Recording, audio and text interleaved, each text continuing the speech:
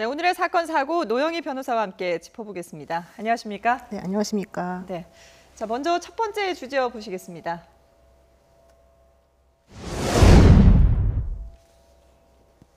네, 박근혜 정부 초기에 국정원 댓글 사건을 수사를 하다가 혼외자 문제가 불거지면서 사퇴를 했었는데요. 최동욱 전 검찰총장, 당시에 청와대에서 압력이 있었다, 외압이 있었다라고 주장을 했습니다. 왜 이 시점에서 이걸 얘기를 한 걸까요? 글쎄요, 지금 시점이 조금 애매하긴 해요. 그런데 이제 그 검찰총장 후보자가 지금 지명이 되고 네. 또 법무장관 후보자도 지명이 되었고 그리고 뭐 중앙지검장도 바뀌고 여러 가지 이제 검찰 개혁을 알리는 신호탄들이 많이 쏟아져 나왔던 시점이기 때문에 아마 이제 본인이 그동안 억울했었던 점, 특히 검찰총장으로서 업무를 수행하다가 조금 불명예퇴진을 당했던 것에 대해서 이 시점을 기준으로 해서 이제 명예회복을 좀 노리는 그런 발언을 한 것은 아닌가라는 생각이 좀 듭니다. 사건을 좀 더 정리를 해봤으면 좋겠는데 당시에 원세훈 전 국정원장 그리고 김용판 전 서울지방경찰청장 어떤 처분을 받은 거죠? 당시에는 이제 그 원세훈 전 국정원장에 대해서는 국정원법 위반 혐의하고 그다음에 공직선거법 위반 그 혐의 두 가지에 대해서 재판이 있었었는데요. 그 국정원법 위반에 대해서는 유죄가 선고가 되었고 그리고 공직선거법 위반에 대해서는 무죄가 선고되었습니다. 이제 이번에 불구속 기소가 됐었는데 당시에 그 징역 2년 6월에 집행유예 4년 그리고 자격정지 3년의 그런 형을 선고받았고요. 이제 당시 판사가 얘기하는 것은 무엇이냐면 댓글과 관련해서 실질적으로 뭐 그 선거법 위반에 준하는 정도의 그런 댓글을 달라는 지시를 했거나 관여한 바는 없다라고 판단했고요. 다만 국정원장으로서 그 중립적인 의무를 지켜야 됨에도 불구하고 그런 의무를 지키지 않았고 선거에 깊이 관여했다. 이런 측면에서는 유죄다라고 판단한 거죠. 예.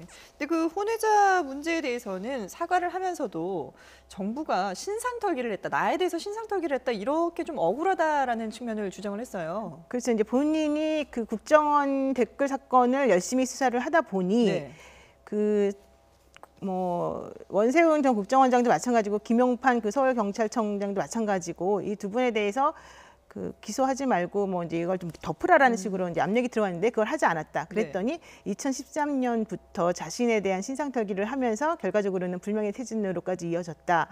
그리고 특히 이제 본인의 혼외자로 지목된 그 최모건이 다니는 학교에서 정보를 수집하고 또 가족관계 등록부를 아무 동의도 받지 않고 마음대로 이제 열람하면서 이런 일을 벌였다라고 주장을 한 건데요. 이제 그 부분과 관련해서는 사실은 이게 꼭 반드시 본인을 찍어내기 위해서 이 청와대에서 이런 식으로 행동을 한 것인지 여부에 대해서는 사실은 우리가 지금 밝힐 수는 없습니다. 다만 이제 그런 정황 증거들이 많이 있기 때문에 좀 의심을 하는 부분이 있긴 하죠.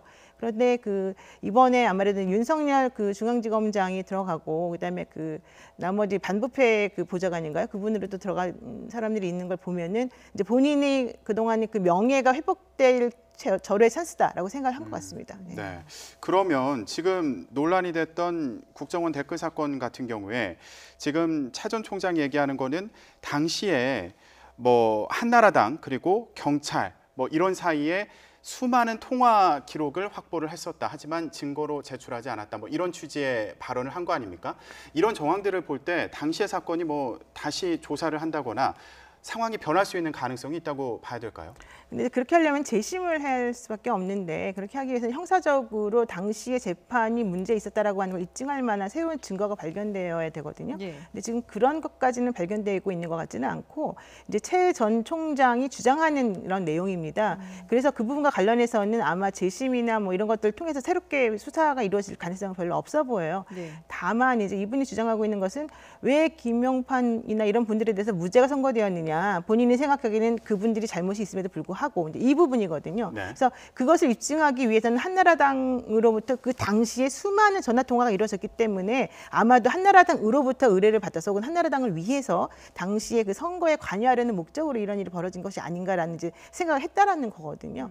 근데 이제 그 점을 입증하기는 곤란하고 당시에 이 사건을 관련해서 감찰을 했었던 그 결과가 있었는데 그때 당시에는 전부 다 그런 사실이 없다, 사실 무근이다라는 식으로 결론이 났었었죠. 그러니까 그런 감찰, 그러니까 이 최동욱 전 검찰총장에 대한 뒷조사라고 해야 될까요? 이런 부분이 정당한 감찰이었다. 당시 검찰은 이렇게 주장을 했었거든요. 그렇죠. 정당한 감찰이었다라고 주장을 했고 검찰총장으로서 이제 우리나라가 당시까지는 이제 그 혼외자 문제에 대해서 사실은 좀 그 검찰총장인 그 법을 수호하고 예. 지켜야 되는 사람이 그런 행동을 하면 안 된다라고 하는 네. 부분에 대해서 이제 모두들 좀 공감을 하는 부분이 있었다라고 하는 얘기인데 본인 얘기는 이미 그 분과의 관계는 그 이전에 3년 전에 다 끝이 났었고 정리가 됐다. 됐었던 예. 것인데 네. 왜 갑작스럽게 본인에 대해서 그런 문제를 들춰내면서 자신을 이렇게 끌어내려는 이런 부분이었거든요. 예. 네. 근데 아마 이제 지금에서 억울함을 토로하고 사실 이분이 변협의 그동안의 그 변호사 자격을 취득할 수 있도록 신고를 했었었는데 네.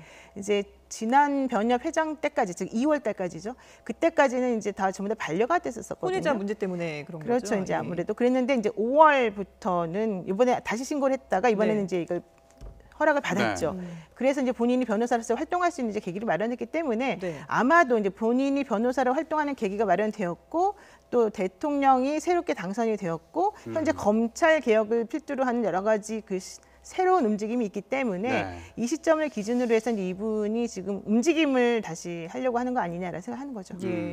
그럼 변호사님 말씀을 들어보면 사실 이전의 조사 내용들을 봤을 때는 뭔가 더 깊이 있게 캐 들어가고 그리고 새로운 내용을 들춰내기가 어려운 상황 아니냐 이렇게 또 판단이 그렇죠. 되기도 하는데 네, 네. 차동욱 전 총장이 이제 변호사로 개업을 하고 이 부분에 대해서 발언을 하기 시작했다는 부분에서 새로운 전기가 마련되는 거 아닌가 이런 예상을 해볼 수도 있을 것 같은데 어떻게 봐야 될까요? 그럴 수도 있어요. 그런데 이제 문제는 이분이 검찰총장이었단 말이죠. 근데 이제 검찰총장으로 재직했던 분이 검찰총장 재직 당시에 있었던 일에 대해서 이미 퇴임한 상황에서 변호사인 신분을 유지하면서 그 점에 대해서 다시 자꾸 언급하는 것은 사실은 법조계 입장에서 봤을 때는 별로 바람직하지 않다라고 보는 부분이 있어요. 예. 근데 물론 이제 이분이 어떤 정치적 목적을 가지고 그런 식의 행동을 할 가능성을 뭐 우리가 전혀 배제할 수는 없겠지만은 네. 그럼에도 불구하고 현재 이 발언을 한 것 자체도 사실은 좀 부적절하지 않느냐라고 하는 시각이 있기 때문에 그 부분에 대해서는 좀 지켜봐야 되지 않을까 생각합니다. 예. 최동욱 전 검찰총장의 앞으로의 행보를 한번 또 보도록 하겠습니다.